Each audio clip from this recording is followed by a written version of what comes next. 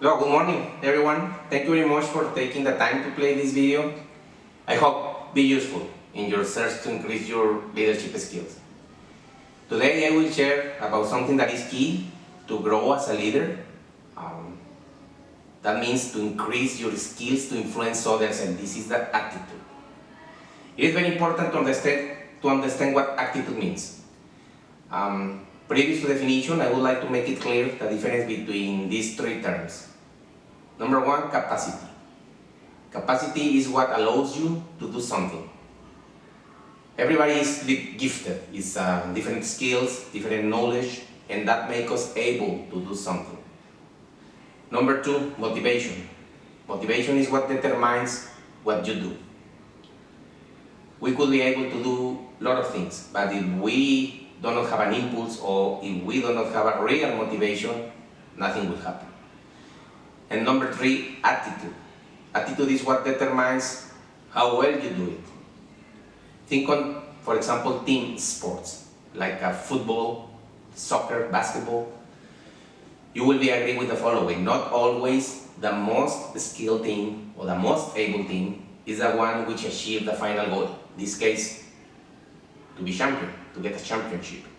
There could be a team better than yours if you compare it position by position.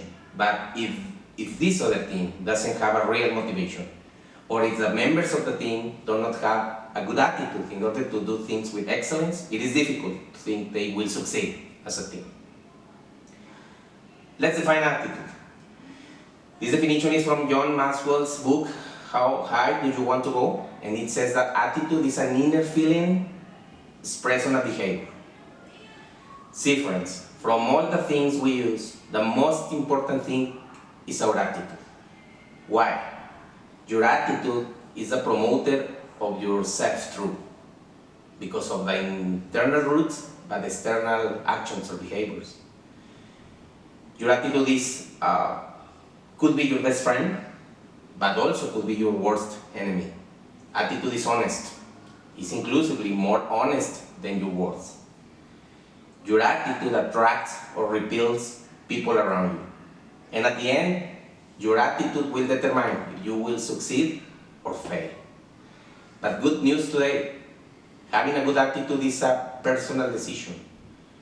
We can build and choose which attitude to have on any circumstances. You will wonder, is it easy to change my attitude? Not always. It's important to understand why. The attitude is something that is built during our whole life.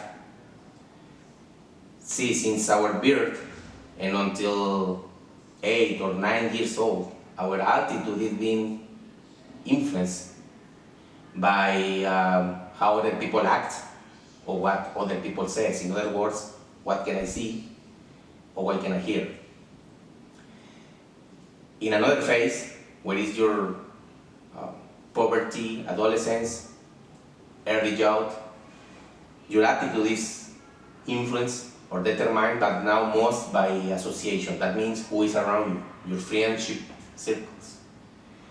And finally, in our adult life, our attitude is being modified or built by other persons, like your couple in your marriage, your sons, your work partners, etc.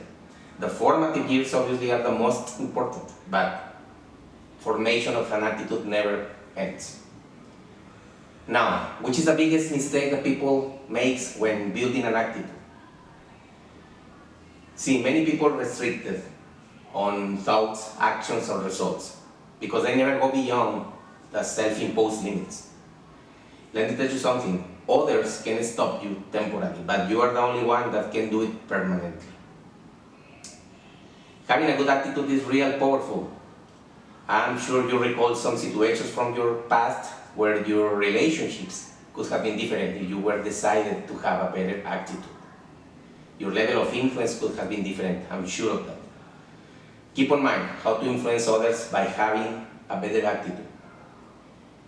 That determines your capacity as a leader.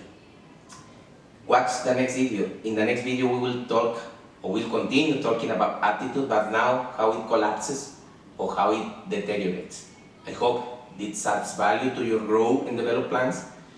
And please share the video if you think that could be a support in someone else's life.